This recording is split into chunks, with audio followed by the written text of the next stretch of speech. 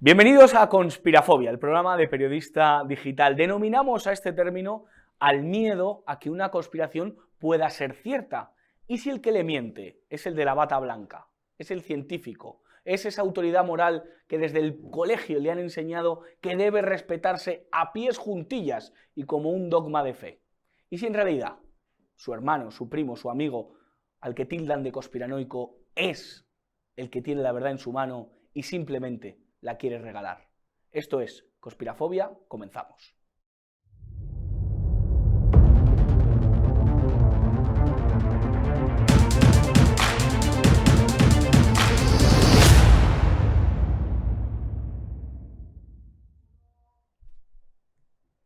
Y hoy uno de esos temas que, claro, uno se queda prendado simplemente de nombrarlo. Imagínense el programa que tenemos por delante.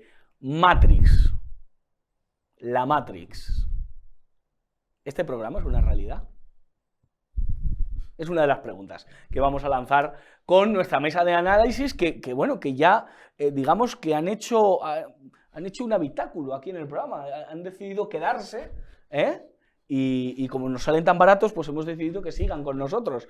Adrián González Hinojosa, experto en ocultismo, ¿qué tal? ¿Cómo está usted? Mis respetos, Josué, un placer estar aquí. Gracias por volver. Amén, encastillado junto con el resto de tus fuerzas especiales, tus expertos en ocultismo. Efectivamente, somos los intocables, ¿no? De alguna manera. Los intocables de Josué. No, yo me siento Elliot un poquito, pero esa es otra película. Hoy, Matrix, ya se lo digo. Santiago de Lucas, creador de La Hora Chanante, ¿qué tal? ¿Cómo está usted? Un verdadero placer de estar aquí una vez más con todos ustedes. Gracias. Hoy viene muy bien acompañado. No lo digo por Guillermo Mas, que también. Pero hoy nos va a mostrar literatura de la buena. Me temo que sí. Me temo que sí, qué bueno. Guillermo Mas. Ocupa de periodista digital, con tu permiso, con tu venia. Sí, aquí se puede ocupar. Vale, bien. Aquí en este programa, ustedes, ya le digo, tiene usted pensión completa, absoluta. Gracias. Vamos a este tema. Lo podemos abordar desde muchas aristas, pero claro, de alguna manera la influencia cinematográfica de este tema es con la que tenemos que arrancar, ¿no? Después de la semana pasada, que pueden ver ese vídeo en Periodista Digital, en nuestro canal de YouTube, hablando de Stanley Kubrick, tenemos que hablar de Matrix. Y les quiero preguntar, esto es una pregunta muy de Manolo García, ¿dónde estabas entonces? ¿Dónde estaban ustedes cuando vieron por primera vez la película Matrix, aquella primera de esa gran saga del año 1999, en la que unas hermanas directoras deciden hacer esa joya del cine? Adrián. En mis mejores momentos. Creo que compartimos, todos los que poblamos esta sala, tus fuerzas especiales, Elliot, la luz de los años 90. Algunos nacisteis explícitamente bajo su luz y otros vivimos nuestros momentos de juventud, ¿verdad? Era una época crepuscular. Llegaba el euro, internet, el cine de cataclísmico, del fin del mundo, y yo vivía aquello como un joven universitario desde la perspectiva propia de la época, que era la de la exageración noventera, el espíritu del descapotable que se pierde en el horizonte, ¿no? Con Schwarzenegger quizá a la cabeza. Es un momento de despedida triunfal, un momento profundamente occidental y que no en vano ha denominado a la generación millennial. Es decir, que hay algo que al final culmina en Matrix como brochetazo, ¿no? de los 2000, previamente a ese cambio torrencial que supuso, como sabéis, el 2001, 11 de septiembre, etcétera, ¿no? Que marcaría un antes y un después, como un broche de oro al siglo. Y claro, yo vivía en mi mejor momento. Claro, todavía tenía pelo. Película del año 99, año en el que nazco. O sea que aquí hay una eso es. relación bastante potente. Santiago de Lucas, ¿dónde está usted? En el cine.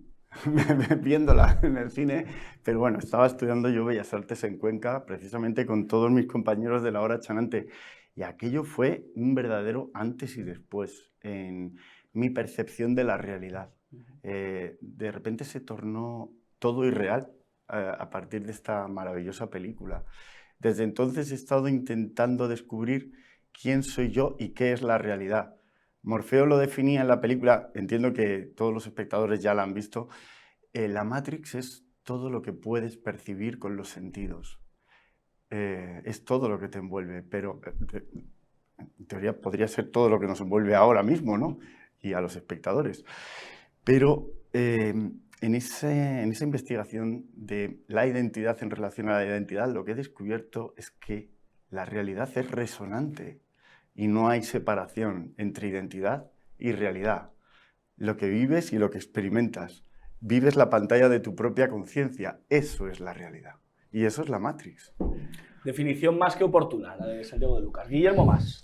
Pues yo estaba recién arrancado del único paraíso que existe, que es la inexistencia, valga la paradoja, y recién arrojado a la realidad, a la cruda realidad de la Matrix, de este mundo, ¿no? Que es un círculo vicioso en el que salimos de la madre carnal y vamos hacia la Matrix o matriz artificial, ¿no? Que es el mundo en el que nos encontramos, empezando por los Wachowski, ¿no? Que cuando estrenaron la película eran dos hombres y hoy en día han transicionado, que diríamos ahora, y son dos mujeres, ¿no? Están atrapadas un poco en su propio círculo vicioso, que es el camino de lo natural a lo artificial, que es un poco lo que viene a anunciar Matrix en su tetralogía, que inicialmente era una trilogía, pero hace poco tiempo tuvo una última continuación, y que es un poco también el tránsito en el que está el mundo en el que nos encontramos, ¿no? Arrojados, precisamente, que es ir abandonando todo aquello que es natural, empezando por las madres, ¿no?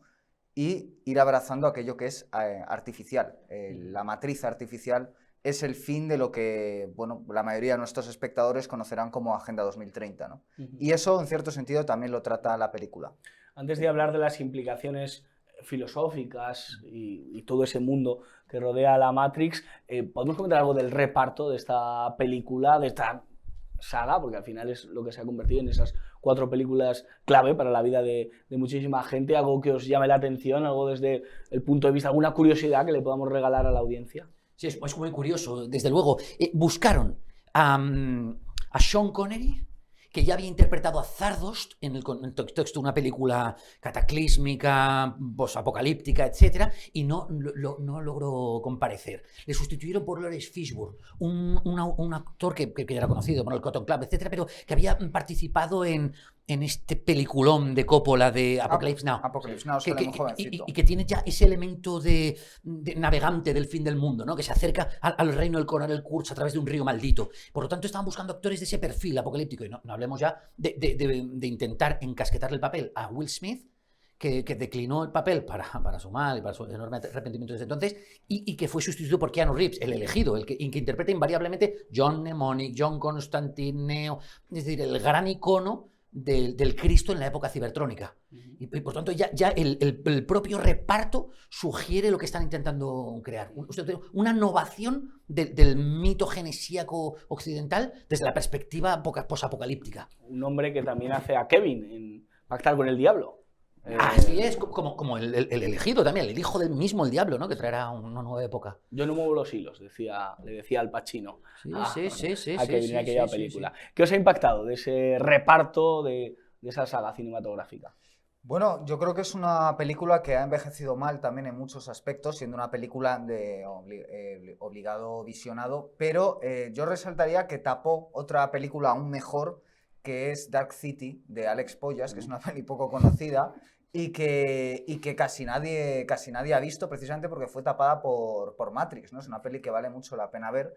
Y esas son las típicas dualidades que vemos en el cine. Acaba de estrenarse Una batalla después de otra, de Paul Thomas Anderson, que es una película que va a tapar Eddington, ¿no? Entonces, dentro de muchos años, quizás se hable de esta película de Paul Thomas Anderson como la gran película que retrató el conflicto que sufre ahora mismo Estados Unidos, pospandémico y demás, y no, la gran película que recoge esto es Eddington, de la misma forma que Matrix, digamos que cinematográficamente, visualmente es superada por Dark City y se ha llevado la fama, ¿no?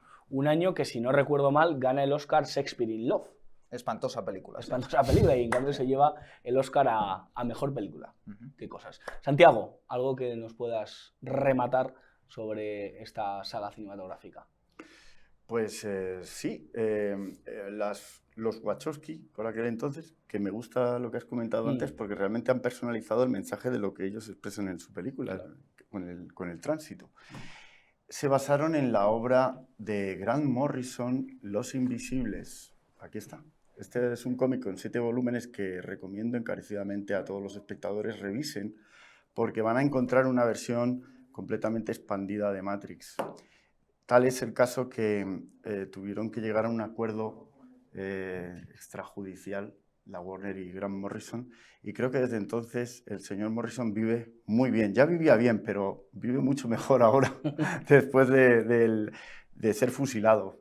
Esto, bueno, interesante. Sí, sí, no, absolutamente. Esta película yo la recuerdo viéndola en clase de filosofía, nuestro profesor de filosofía nos la puso y muchos compañeros se durmieron, pasaron de la película y algunos nos quedamos absolutamente prendados de ella. Yo os quería preguntar, ¿es recomendable que un profesor de filosofía ponga a sus alumnos una película como esta? Para mí sí, porque es un compendio del gran mito genesíaco occidental actualizado. Es la misma historia que figura en los evangelios y que figura en otras obras mucho más actuales mencionadas en la propia película, Alice Through the Mirror Glass, ¿no? Alicia a través del espejo, El Mago de Oz, y que esta vez, inéditamente, cobra un cariz ajustado a nuestra propia época, la de la robótica, la de la era digital, la de el mundo pues de la indagación espacial, las aeronaves, etc. Pero es un gran compendio de la filosofía hermética, del tipo de razonamiento analógico sobre que se fundó Occidente, que tiene en esta especie de propuesta mitológica, ¿no?, de Caverna de Platón, su gran actualización contemporánea. Por eso es un granito en el contexto de la filosofía occidental, porque hace lo propio que hizo Dante Alighieri a través de la Divina Comedia, por ejemplo, o tantos otros, Pseudo Dionisio de Areopagita, actualizando los textos de Ptolomeo, etc. O sea, es una película que te permite entender el mundo en el que estás. ¿Ves? Nosotros, y tú mismo probablemente descubrieras a la sazón de esta película, efectivamente vivo en Matrix. Luego, cuando tú des la venia, capitán, abordamos las cuestiones pormenorizadamente, pero ahora ahí van los tiros. Sí. Pero es recomendable para que se visualicen los colegios, para que los chavales desde bien pequeños digan, oye, por aquí se puede ir. Bueno, yo es que como estoy en contra de los museos, las universidades, los colegios, la educación obligatoria, la alfabetización y demás, pues diría que no, que esos niños deberían estar en la calle haciendo otro tipo de actividades. Pero bueno, puestos a encerrarlos en un aula, empezar a arrancarles el alma y a adoctrinarlos y asegurarse de que son autómatas, pues desde luego sí, yo creo que es una peli que les puede interesar. Pero también hay que decir que los que se durmieron son aquellos impacientes que querían entrar inmediatamente en contacto con Morfeo, ¿no?, sin esperar a que la película les abriera paso hasta ese maestro de sueños, ¿no?, interpretado por Lawrence Fishburne. Santiago. Estoy de acuerdo con mi amigo Guillermo, o sea, él ya lo ha dicho todo, está bien. ¿No?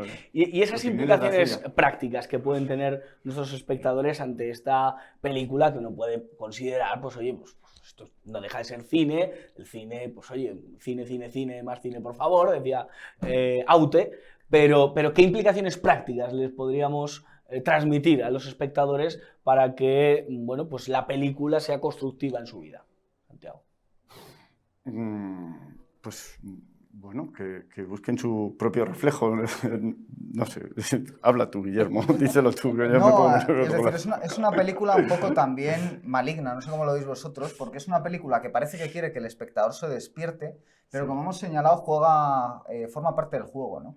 Lo que comentaba de Los Wachowski es que al final cumple el propio mito de la caverna que se anuncia en la película, porque es de lo que nos habla el himno de la perla, el mito de la caverna, Philip K. Dick, la gnosis, ¿no? Es de todo eso de lo que habla la película. Y el mito de la caverna finaliza con que aquella persona que ha visto la luz y vuelve al interior de la caverna a anunciar a sus compañeros de cautiverio bueno, la realidad falsa en la que viven y la verdadera esencia luminosa que no están alcanzando a ver, es ajusticiado, ¿no? Y en cierta medida ese cambio de sexo de los Wachowski a las Wachowski, con todas las implicaciones que tiene también ideológicas, no deja de ser eso mismo. Es decir, habéis mostrado algo que estaba oculto, habéis rasgado el velo, y como Acteón cuando ve a la diosa, como Orión cuando ve a la diosa desnuda, a Isis, a la que queramos, ¿no?, a Diana, a Artemisa, debe ser castigado. Y en cierto sentido la película es peligrosa porque también el espectador acaba siendo castigado. Termino con esto. La imagen más célebre de Matrix son las dos píldoras, la roja y la azul.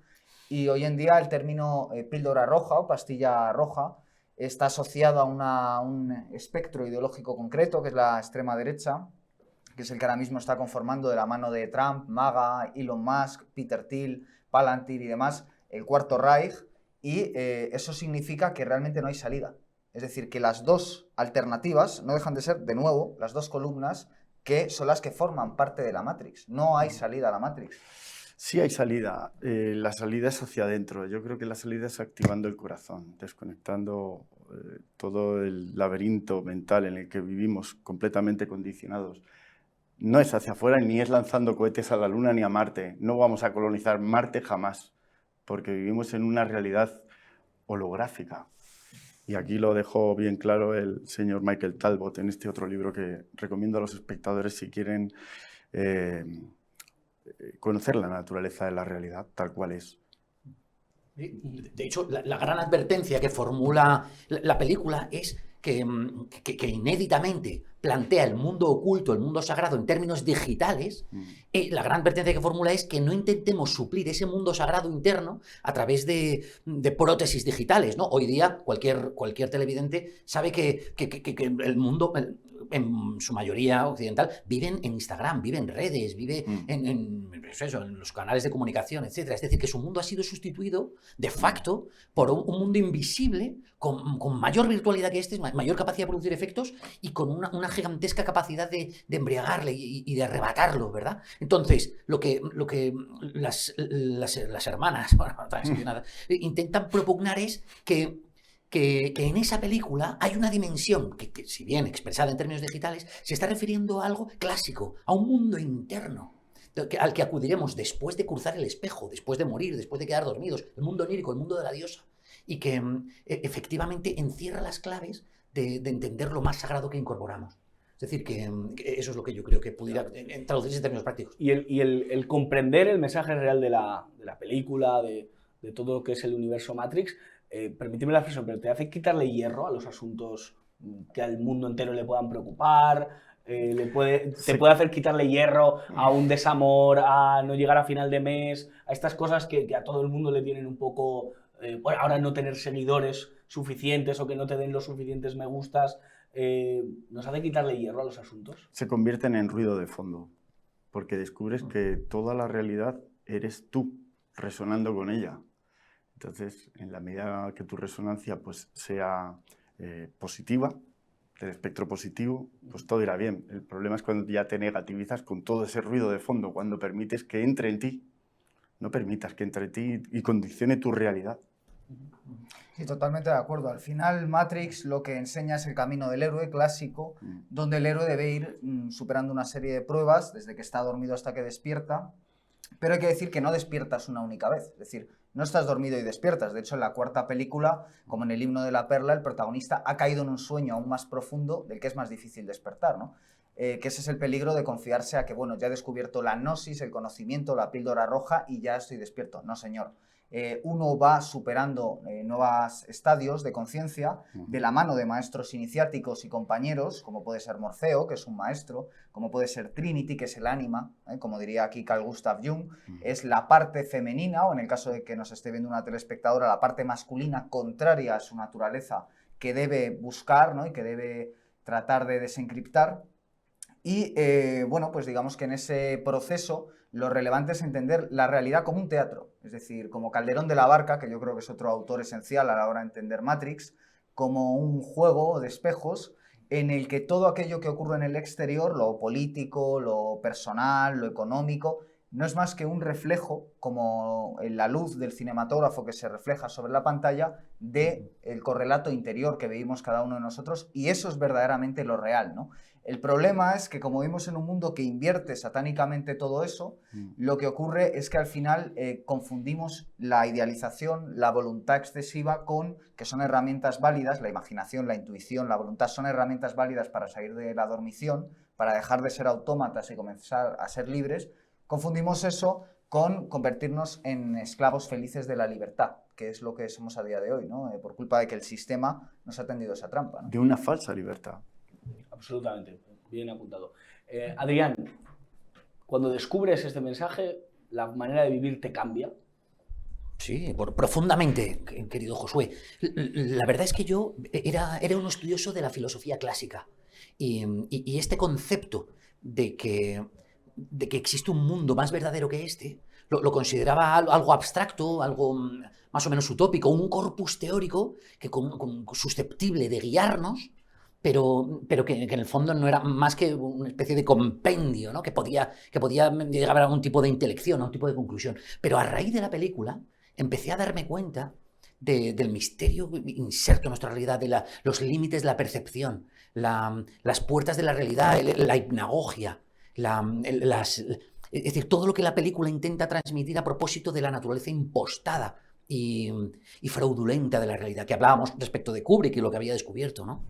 Yo, vamos, me di cuenta, encima mi bagaje es cristiano, y me di cuenta de que esa película estaba aludiendo a elementos gnósticos malditos por el cristianismo, que estaban intentando expresar algo, cuestiones en las que yo creía, los ángeles, por ejemplo, ¿no? Pero los expresaba como inteligencias programáticas. Hoy lo vemos, por ejemplo, en la inteligencia artificial.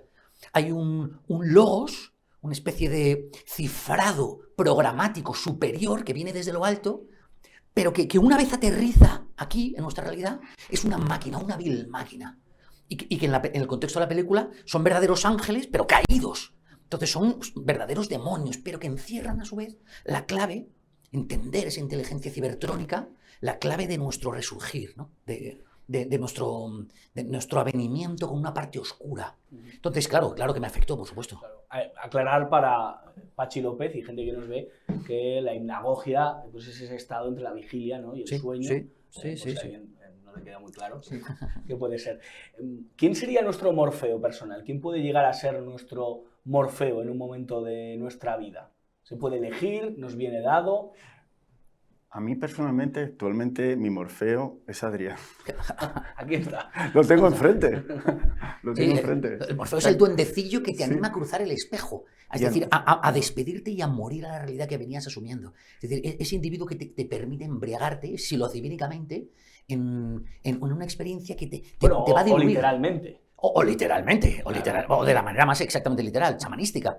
Pero que al final, como intento yo hacer con Santi, que yo me considero su duendecillo, ¿no? Ese que le espolea a rebasar sus propios límites y a encontrar su reverso, la parte de sí que no conocía. El licántropo. El licántropo. ¿Sería, permitirme la comparación, Pepito Grillo?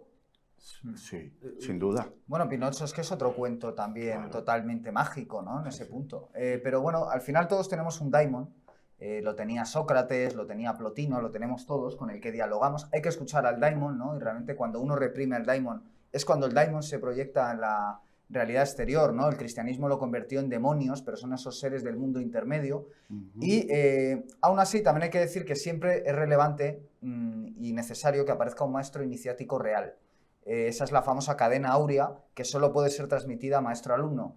¿Que no aparece el maestro? Pues igual no estás llamado a determinada misión, porque también hay que tener la humildad, en vez de la soberbia, de saber cada uno qué lugar debe ocupar. Pero el maestro iniciático, si llegas a cierto punto y estás llamado a ello, se acabará presentando, como le ocurre a Neo, y de nuevo, puede ser sencillamente un continuador de ese fuego que transmite tu maestro, o puedes superarlo, como hace Neo. Eso también dependerá de hasta qué punto uno está elegido y llamado o no. Pero daimon, maestro y una cadena áurea, todos estamos conectados en eso, ¿no? Y frente a la pastilla roja y azul, ¿qué pastilla aconsejáis a la gente que consuma? ¿La de los misterios mayores o lo de los menores? Es decir, ¿quieres quedarte con la versión exotérica que te cuenta la realidad del mundo en términos de una historia biográfica, ¿no? Me voy a meter en un terreno pantanoso, paradme si es necesario.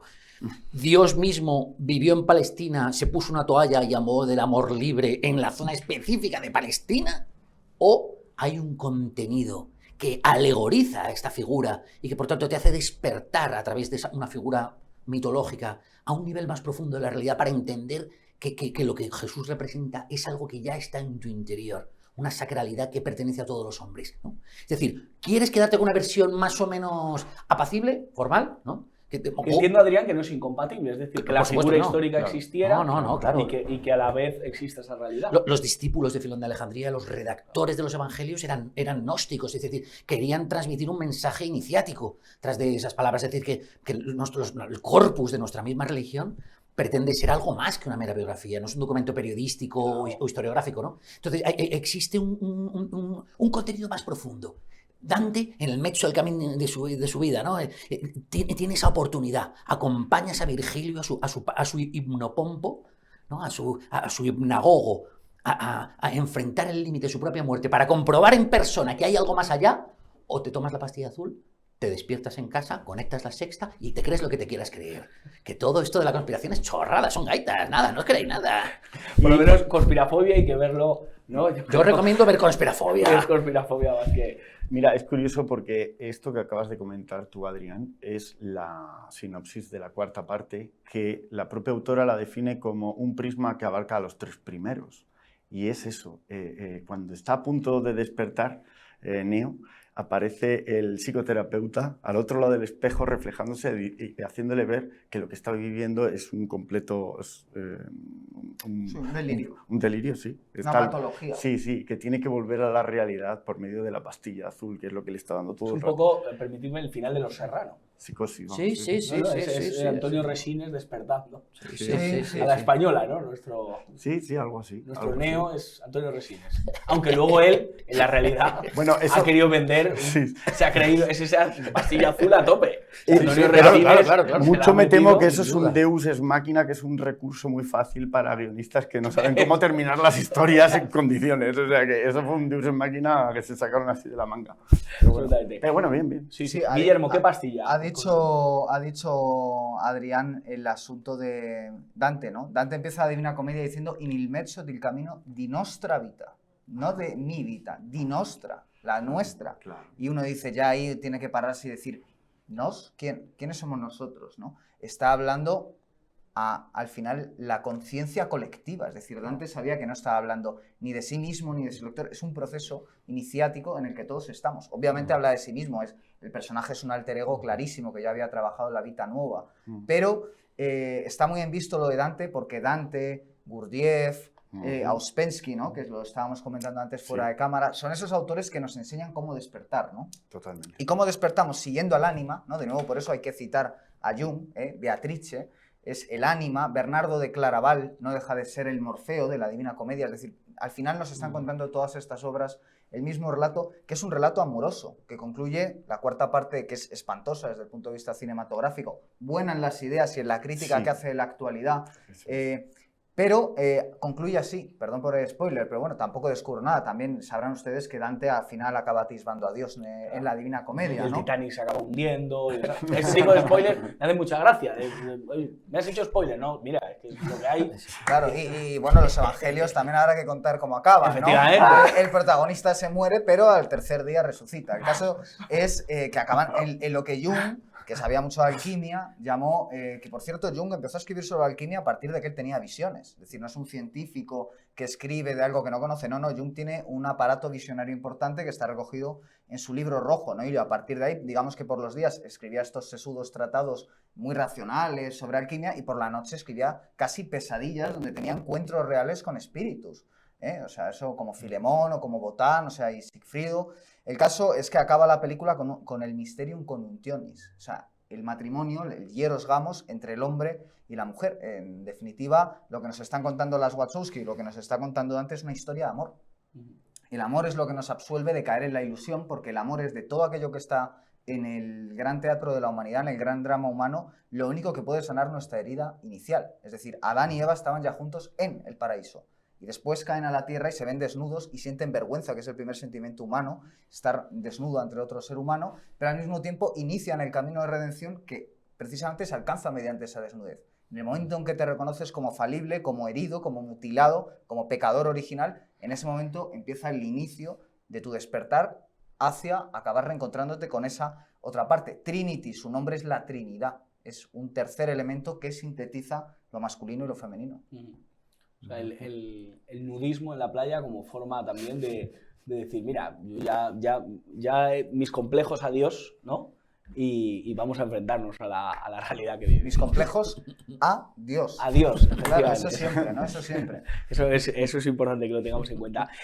Antes Guillermo Mas Arellano introducía el elemento político en todo esto. ¿Tiene connotaciones políticas? ¿Es el mundo de la Matrix, la película? ¿Se puede sacar un mensaje político también para los espectadores? Por supuesto. Bien. Se extrae el mensaje de que la realidad es cínicamente explotada en su elemento más prosaico, en su elemento más patente, explícito, es cínicamente explotado por el poder, con criterios oportunistas. De ahí que constantemente se invoque al cornuto, que es un símbolo del telurismo ancestral, ¿no? de la perspectiva más baja, más densa de la existencia. Es decir, que el poder político extrae su poder de apelar siempre invariablemente a la concupiscencia, a nuestra esfera más perineal, ¿no? A ese punto que nos conduce a pensar únicamente a ras de suelo. Siempre lo comento, de tal manera que cuando haya una crisis, nosotros vayamos invariablemente a un supermercado a proveer para nuestra higiene anal, ¿no? Aprovisionándonos de todo el papel higiénico posible.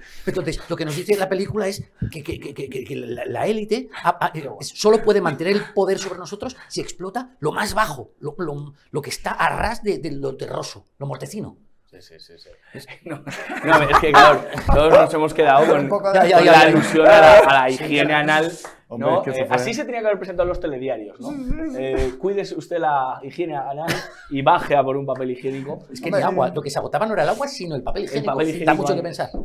Es lo primero que la gente... Está claro, está claro que nos quieren embrutecidos y animalizados y es reflejo de ello, ¿no?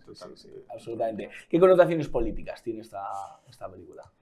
Pues, hombre, hay que decir que el carné de Neo en la primera película caduca el día 11 de septiembre de 2001, ¿no? Entonces, a partir de ahí ya tenemos un gran simulacro, ¿no? Un gran derribo de los dos columnas, como comentábamos también.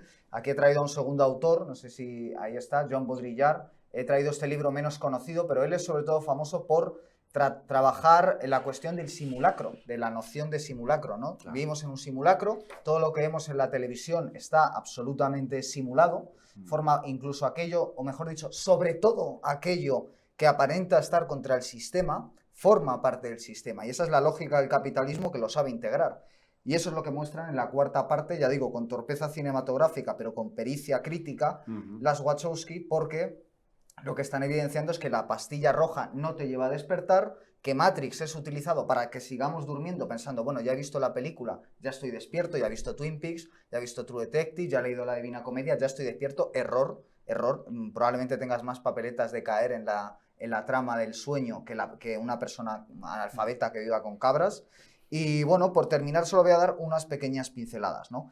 Hay una escena, a mí me impresiona mucho en la primera parte, que es la del filete, donde un personaje está comiendo un filete, se lo mete a la boca y dice, yo sé que este filete no es real, pero qué bueno está, ¿no? Y entonces él quiere seguir cautivo. Eso en la cábala se llama Tiferet, que es la octava circunferencia del árbol de la cábala, y significa quedarte cautivo en la belleza, en lo sensible, sin llegar al verdadero conocimiento, ¿no? La película es una invitación a ir hasta Sofía, hasta la sabiduría. Y para eso hay que acabar con todo, hay que distanciarse de todo, hay que distanciarse incluso del placer sensible. Es decir, ya no solo de lo más bajo, que es el papel higiénico, entre comillas, sino de lo más sensible. Hay que distanciarse de una puesta de sol. Hay que saber que eso, por bello que sea, también es parte de la Matrix. Y si no va acompañado de un intenso afán de conocimiento y de sabiduría, tampoco nos conduce a ninguna parte. Y luego ya termino con esto.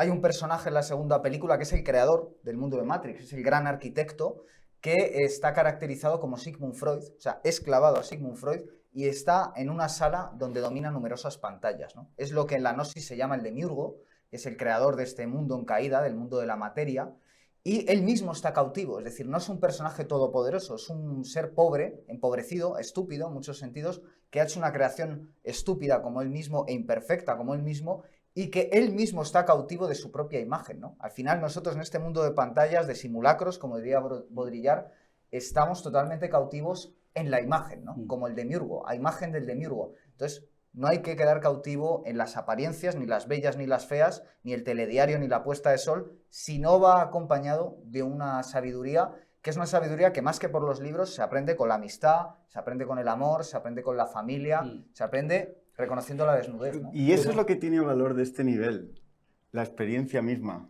Pero los sufíes dicen dicen esto, que es genial. Quien muere antes de morir jamás morirá. Así que hay que aprender precisamente a desligarse. Cristo decía, si no caes a tierra y muere el grano que no cae a tierra y muere no es digno de seguirme, no da fruto, no crece, ¿no? Y esa es una realidad también cristiana, sufrir. Y dice que los muertos entierran a los muertos. Que a mí me parece casi lo más duro que dice jamás en toda la vida. Dejad que los muertos entierren a los muertos. Efectivamente. Sí. Qué corrección. Es una cuestión importante. Guillermo, quería preguntarte por eso que has aludido del filete, de ese hedonismo que todos tenemos, que todos nos encanta el placer aquí concreto, nos gusta una puesta de sol, nos gustan las cosas básicas.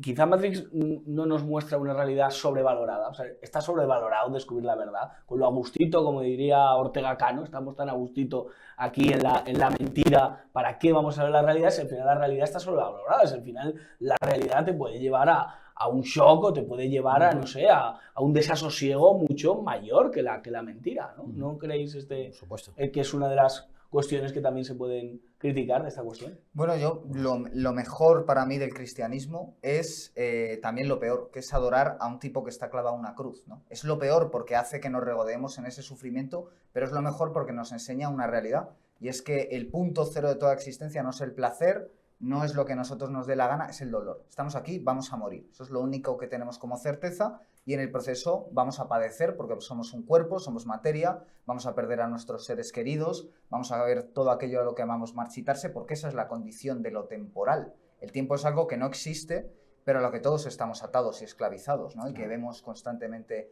incluido el tiempo del programa, ¿no? Que va transcurriendo, aunque uno quiere siempre decir más cosas, pero va transcurriendo y acaba, ¿no? Cuando tiene que acabar.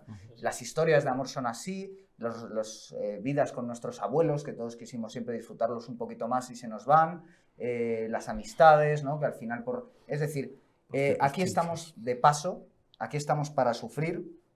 Y digamos que la pequeña diferencia, lo que es libertad, es no ser un esclavo de la necesidad, no estar atado al bajo vientre, es lo único que podemos hacer.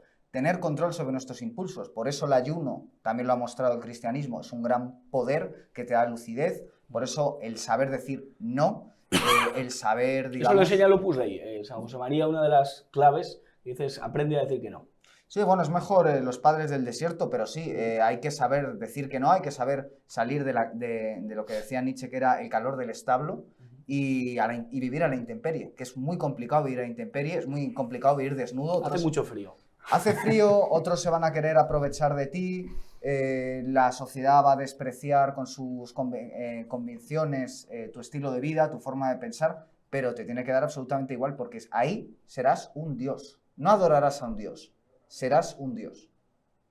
Seréis como dioses, le dijo Lucifer, que es el portador de la luz. Satanás a Adán y Eva. El portador de la luz, como Prometeo, como las Wachowski, que son castigados por enseñar lo que no debe ser enseñado, para que todos sigamos en esa mentira esotérica a la que aludía Adrián, obviamente. Santiago. Me siento como Danny Madigan de El último gran héroe, al otro lado de la pantalla. Me he colado al otro lado, estoy con vosotros y me siento como un dios, como vosotros también sois. Es alucinante estar aquí con vosotros reunidos. ¿Y esa realidad está sobrevalorada o no, Adrián? Claro, por supuesto. Esa realidad está sobrevalorada porque en realidad trae causa y obtiene su sentido más profundo de otra que no es visible y que hace palidecer a esta. El gran mito que en el cristianismo nos llega a través de Cristo, que es una alusión al gran Señor de lo alto, que en la tradición se ha asociado al 4. A nosotros nos viene a través del símbolo de la cruz, pero también ese momento genesíaco de los 4 ríos, ¿verdad? Que tiene que ver con ese momento acuático primigenio, ¿verdad? Que corresponde, como sabemos, al 4, que es el signo de Cáncer, el agua primordial, que coloca, recordad en el tarot, el número 4, al emperador del mundo. El 4, ¿verdad? Que aparece en Matrix. Lo que hace es que bajo su influjo, bajo un Dios que está en lo alto, entramos a una realidad consciente, a un momento de vigilia, a una realidad individual, solar, accedemos a la condición individual bajo su influjo, en el contexto de una experiencia menor, prosaica. Cualquiera que piense en su vida dirá, esto palidece en comparación con cualquier persona relevante, ¿no? En mis miserias, en mis menudencias, en mis pequeñas pobrezas, ¿verdad? Pero esa realidad en su decadencia resuena en otra mucho más valiosa y cuya puerta es esa muerte a la que has aludido. Hay que tocar suelo para entrar en lo que los antiguos llamaban la puerta de los dioses. que es ese espejo que resulta en Matrix, y para el cual hace falta el Gandalf el Gris, el profeta, que a diferencia de Pepito Grillo, que es un individuo que nos permite vivir en esta realidad, es uno que nos dice, no, olvídate de esto se ha perdido. Son los músicos del Titanic, que operan en el sentido de decirte, tranquilo, vamos a morir todos. Jesús en el cónclave, ¿no?, del cenáculo diciendo, muchachos, olvidaos, si todos vamos a palmar, yo el primero, pero después veis vosotros, os espero al otro lado, tranquilos, la peña. Y uno me va a traicionar. Y uno le va, claro, uno le sale, bueno, dos le salen rana, pero el otro le niega. Sí. Y el otro necesita meterle los dedos en las llagas, es decir, que están tan afines a lo que puede comprobarse empíricamente, que es tal es la sobrevaloración de la realidad.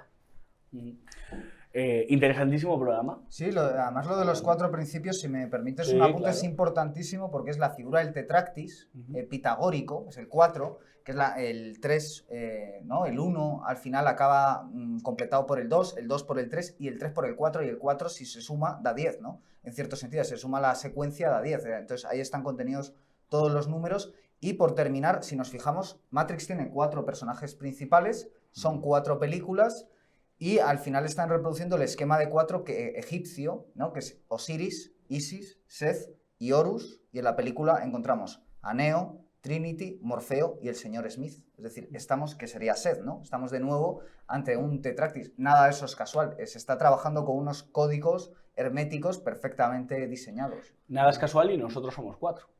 Por supuesto. Por En supuesto. Conspirafobia. Una idea final, Santiago de Lucas, para lanzarle a la gente de Matrix. Hay una frase genial en la 4ª parte del agente Smith a Neo. Le dice, ¿sabe cuál es la diferencia entre usted y yo, señor Anderson? Que cualquiera podría haber sido usted, mientras que yo siempre he sido cualquiera. Piensen en eso. No sean un egregor. Alcancen su individualidad. Guillermo. Una frase, el amor es lo contrario de la muerte, ¿no? Mortis tienen raíz etimológica, igual que matriz tiene la misma raíz que mater y que materia, es decir, todo está al final en la etimología, y nada más que eso, que el amor es lo contrario de la muerte, es todo lo que necesitamos, como cantaban los Beatles, ¿no?, que en esa sí que acertaron, y yo creo que eso es lo único que tenemos para, si al final estamos condenados a la muerte, estamos llamados al amor, ¿no?, podríamos decir. Sí. Juan Manuel de Prada dice aquello de que el amor es el gran tema de la... la muerte es el gran tema de la vida y el amor su antídoto. Por eso cuando estamos enamorados nos creemos inmortales y cuando nos dejan parecemos muertos vivientes. Y es una realidad que aquí les queremos regalar para todos ustedes. Adrián. Amor significa literalmente amor, es decir, la no muerte. Yo diría a nuestros videntes que se interesen en Matrix, en lo que tiene de simbólico, que aprendan a desencriptar la realidad en su secuencia de imágenes arquetípicas. Yo acabo de sacar un curso de tarot, guiño a guiño, por si alguien quiere aprender. Claro, ¿cómo se busca? Noviteplus.com. Y ahí verán mis servicios de tarotista. ¿Podemos poner un rótulo? Novite Plus. Gracias Sí. por este gesto, querido amigo. ¿Novite con B? No, con V. Novite, Novite, nuevo claro. tú. Sí, sí, no. Nuevo tú. Aquí está. Aquí está. En esta obra intento demostrar que ese círculo, esa matriz sobre que vivimos, opera del modo como sugiere Matrix, que hay una energía unitaria, ¿no?, que en el tarot corresponde al mago, el 1, de One, que después hay una energía de mediación, el 2, el oráculo, que luego está efectivamente la Trinidad, que es ese influjo que permite dignificar lo material en el sentido de elevarlo espiritualmente, que luego está el 4, el emperador, ¿no? Estoy mencionando arcanos mayores, el 5, el sumo sacerdote, ¿ves? Morfeo, el líder de una religión que cree en el 1, en el mago, ¿verdad? Luego el 6, los enamorados que mencionaban Guillermo y Santi, como la manera como se produce la hierofanía, ¿no?, de la que hablábamos, el 7, el carro, el impulso, el Nebuchadnezzar, todos los arcanos están impresos, incluso el antítesis de los enamorados, ¿no?, que es la pareja entre ese diablo, que es Merovingio, y Perséfone, su pareja, que son como el contrapunto de Neo y Trinity en la película, ¿verdad? Entonces, que se interesan por esa secuencia de imágenes fundamentales que describe cinematográficamente nuestra vida. Novite.com. Noviteplus.com. Novite me lo quitaron. Novite es nuevo tú y me lo pilló una clínica de cirugía estética. Tuve que ponerle plus. Ahí está, Novite Plus. Gracias, lo he mandado aquí para que lo pongamos en rótulo en la despedida. Casi te ocurre como las Wachowski, que ibas a tratar de liberar a la gente y te iban a colar en una clínica de cirugía. Sí. Es una cuestión de estas hermanas que bueno... Que, Hermanos, Hermanos que- hermanas, Bueno, ya digo que es que castigan. O sea, una cosa que tiene el culto a Saturno es que castiga a sus hijos. Saturno los devora siempre. Sí. Indefectiblemente. Entonces, los elegidos de hoy son los asesinados de mañana. Guiño, guiño, Charlie Kirk. claro, Vaya. que pueden ir al programa que hicimos Que venga. sobre Charlie Kirk y su final, que la verdad que es muy interesante, y bueno, al cuadro de Goya y tal, o sea, esto está más que representado. La realidad es una conspiración. Sí, absolutamente. Llegamos a esa conclusión. Santiago de Lucas, muchísimas gracias. Gracias a ti. Guillermo Más, Gracias. González Hinojosa. Bueno, nosotros nos vamos dándole las gracias. Saben que tienen que compartir este vídeo y hacer más grande la familia de Periodista Digital. Y como siempre les digo, cuidado, porque la mayoría puede estar equivocada. Hasta la semana que viene.